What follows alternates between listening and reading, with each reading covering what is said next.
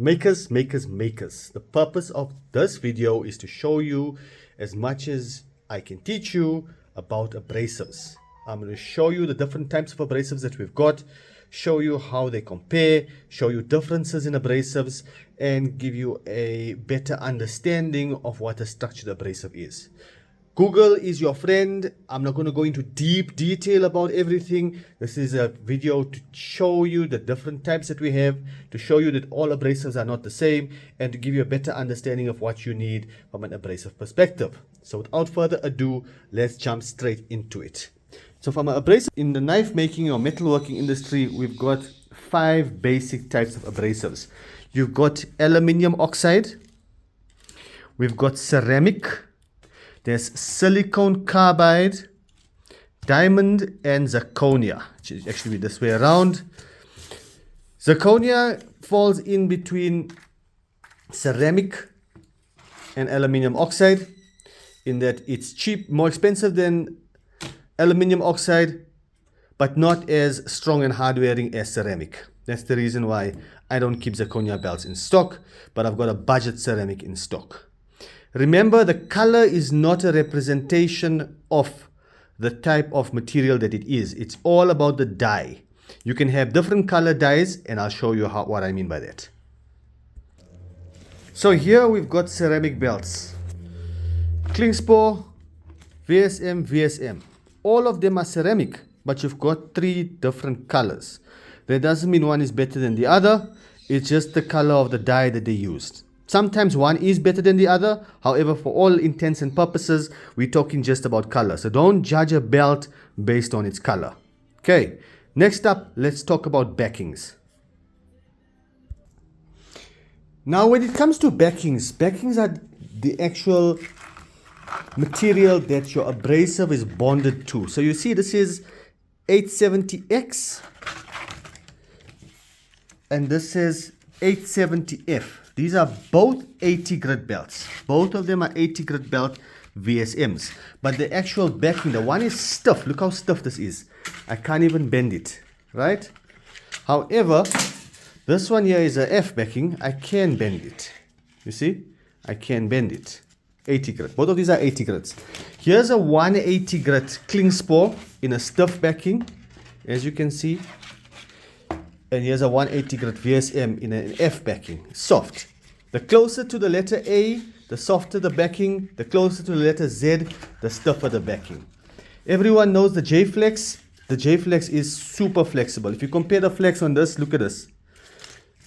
Compared to the 180 VSM is a little bit stiffer, but the J-Flex is this really soft belt. Why do you want different backings? It all depends on your grinding style. Guys who are learning to grind, don't use a lot of pressure, or you use a lot of pressure. No, yes, you need to use a lot of pressure on the stiffer backings. They work well for you. It's also, the backing is thicker. If you look at the actual backing, it is thicker. This is very thin. So the thicker backing gives you a bit more leeway. You can push a bit more. Oaks get better grinds when they're learning to grind with a stiffer backing. Oaks who use stiffer backings don't go back to using the soft backings once they learn how to use backings. So that's backings for you. Closer to A, softer. Closer to Z, harder. Let's move next on to actual ceramics, and not all belts are the same. So right now in front of us, we've got 36 grit ceramic belts from different manufacturers. This is our 36 grit ceramic from CRP. Look at the grain, look at the pattern, look at the actual belt. This is a 36 grit VSM Actirox. 36 grit XK870. 36 grit Klingspor. This is the CY922. And this is the 920 from Klingspor.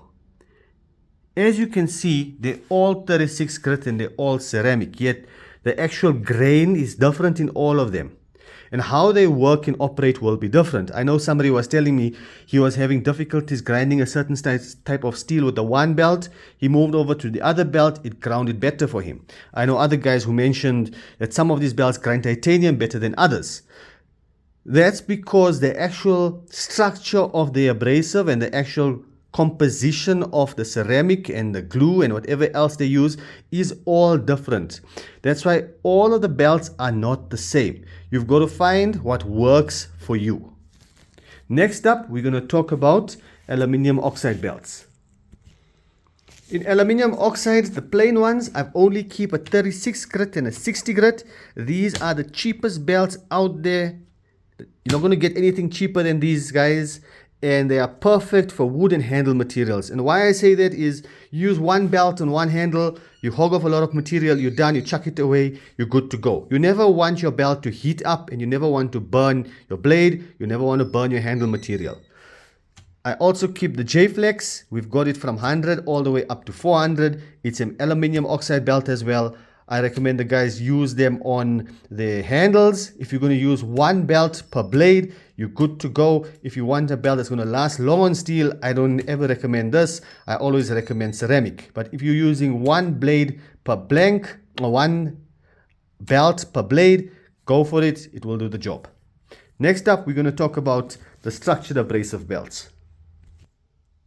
Okay, so for all intents and purposes, I want you to look at this. This is a 180 ceramic. Look at the grain. You can't really see much. It's very, very fine. But this is a 180 grit compact grain belt. It's a surface, it's a compact grain, it's a structured abrasive belt. This also is a 180 grit. It looks like there's nothing on, just like a thick layer of mud stuck onto the belt. These are what you call structured abrasive. This is a 120 grit, but all the grits in the gator look exactly the same. Look at there. The 400, 600, 800 equivalent, they all look the same. There's no significant difference in the grain pattern like what you'd see on aluminium oxide, normal aluminium oxide belts and normal ceramic belts. Structured abrasive KK712 belt from VSM. This is the Illumiron belts from VSM as well. 180 all the way to 1000, and they all look like this. They all look exactly like this. These are the gators. Gators go from A160 to A30, and this is 3M. Both of these are 3M. This is the 3M Trizac 237 from A30, A16, and A6. That's what I keep these in. So these belts are made, structured abrasive belts are made with the aluminium oxide put into some sort of a solution, and then as the word goes structured, it is then structured to look specifically uniform. As you can see, it's a uniform abrasive. The abrasive is uniform. It's a uniform abrasive. Compare that to your normal ceramic stock removal. It's not uniform. The grains are all over the show, meant to remove metal as much as possible. That's the joy and benefit of the structured abrasive belts. They're all made uniformly to give you a uniform finish. Now again, what works for you will depend on your grinding style. The KK712 belt is a very thin belt. Look at that. It's very, very thin, but it's thicker than your normal ceramic. Look at how thin this belt is. Look at how much thicker this belt is. So the thicker belt gives you a little bit of backing as well. The Illumiron is a stiff belt. Look at how stiff this belt is. I can't even press it down. The Gator belt is a stiff belt as well. The Trizacs are very high grit belts. For those guys that want a mirror polish, you want to spend as little time as possible, that's where you use the higher grit Illumirons. What's best for you, again, is going to depend on your grinding style. You got to find out what works for you. I recommend belts to guys. Works for them most of the time because of how they grind. You got to find what works for you. If you like the belt to go over the edge of your platen or go over the edge of the wheel, then you want a softer belt. If you don't want the belt to go over the edge, you don't use the edge, you want a stiffer belt. You're learning how to grind, you use a lot of force, you want a stiffer belt. That's the trick. You got to find what works for you. There is no cut and dry method that will work for everybody when it comes to grinding belts. Next up, we're going to look at some surface conditioning belts and then final words from me. Okay, finally, we've got surface conditioning belts, otherwise known as Scotch-Brite belts. These belts as well, we've got 4 different flavors. You've got a medium, a fine, super fine, and extra fine. Again, how this works for you, you will need to determine. I would say finish off on a 400 or 600 grit belt finish and then move on to these to get the finish that you'd like, to see the brush finish that you need as well on these belts. These belts are reusable. You can wash them so that you get major life out of them. So that's it from a belt perspective, gents. 10 minutes in. It was longer than I expected, and I tried to keep it as short as possible. In closing, always remember, the higher the grit that you use, the slower the speed that you want. And this is what I tell everyone when they're buying a grinder. Spend a little extra, save up for a little bit more, and get the VFD on your grinder so you can turn the speed all the way down. Practice, practice, practice, and find what works for you. I know there's elders out there who say you must use this clean spore and you must use that VSM and you must use this belt and that belt. You don't must need to do anything. You can make knives with files and sandpaper. Then how does you must use this sandpaper, this belt, and that belt go about?